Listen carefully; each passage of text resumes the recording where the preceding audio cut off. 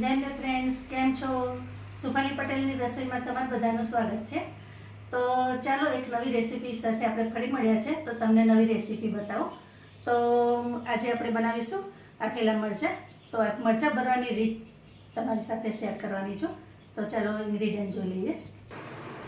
તો ફ્રેન્ડ્સ, આ મરચાં લઈ લીધા છે, ધોઈને કોરા કરી લીધા છે. 250 જેટલા છે આશરે. તો તમારે મોરા હોય ને એવા મરચાં લેવાના, પણ આ થોડાક મોરા અને તીખા મિક્સ છે, તો એવા લીધા છે. તો આપણે એને પહેલાં કાપી લઈએ. તો મરચાંને આવી રીતે આપણે કાપા કરી લેવાના અને આવી રીતે કરી લેવાના. તમે ચાહો તો બિયા રવા દો, ને તો કઢી નાખો ને તો પણ ચાલે.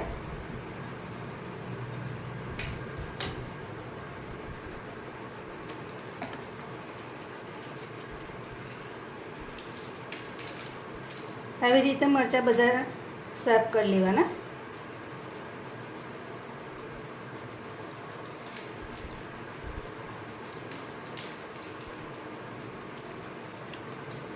તમે મરચાં છે ને આખા પણ ભરી શકો, એવું નથી કે આવી રીતે કાપીને જ લેવા.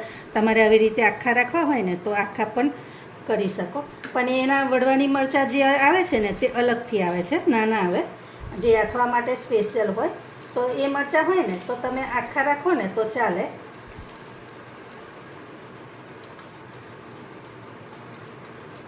આવી રીતે બધા મરચાં કાપી લેવાના.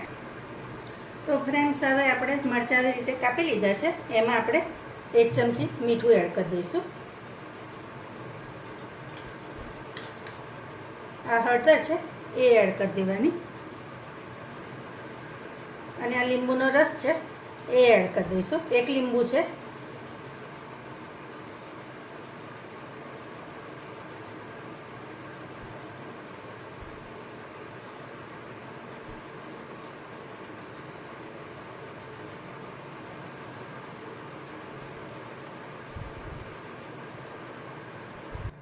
હવે આપણે આને બરાબર મિક્સ કરી લેવાના, હલાવી લેવાના.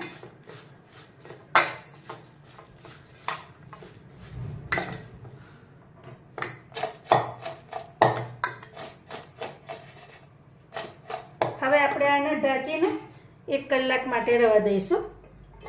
અને બીજું કે તમે મરચાં સમાર્યા હોય તો તમારા હાથે તીખાશ વળી ગઈ હોય, બરાબર ને, તો તમે ગોળથી હાથ ધોઈ કાઢો ને, આમ મસરીને ગોળ લઈને, તો તમારા હાથની તીખાશ બધી દૂર થઈ જશે. તો આ એક ટિપ્સ છે તમારા માટે.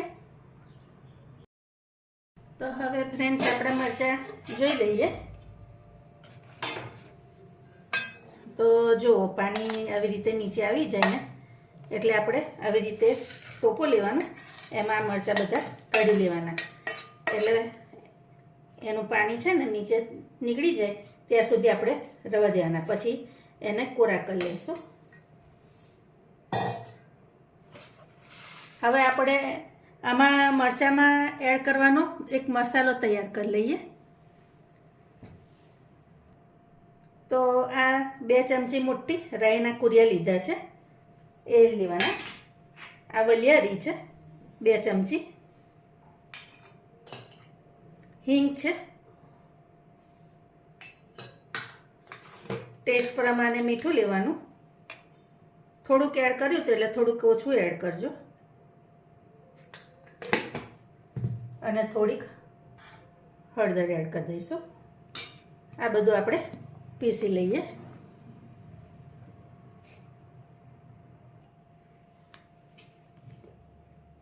તો જો આવી રીતે આપણે પીસી લેવાનું. હવે આપણે મરચાંને આમાં કાઢી લઈશું.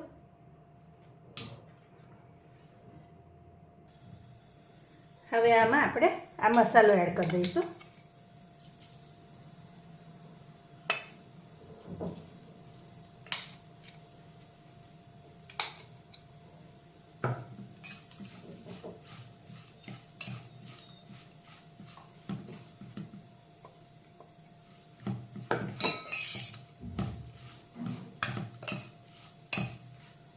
હવે આમાં એક ગરમ તેલ રેડીશું આપણે.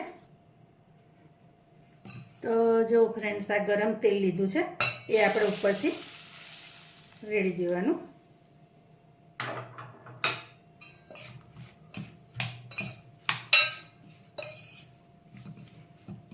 આને બરાબર મિક્સ કરી લેવાનું.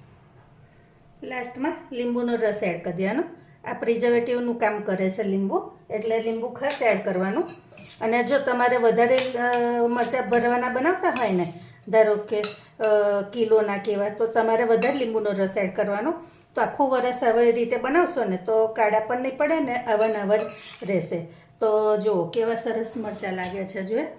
અને આવા જ રહેશે. એક દિવસ બહાર રાખવાના અને આ બીજા દિવસથી તમારે ફ્રીજમાં રહેવા દેવાના. તો ચાલો આપણે નવી રેસીપી સાથે ફરી મળીશું. Thank you.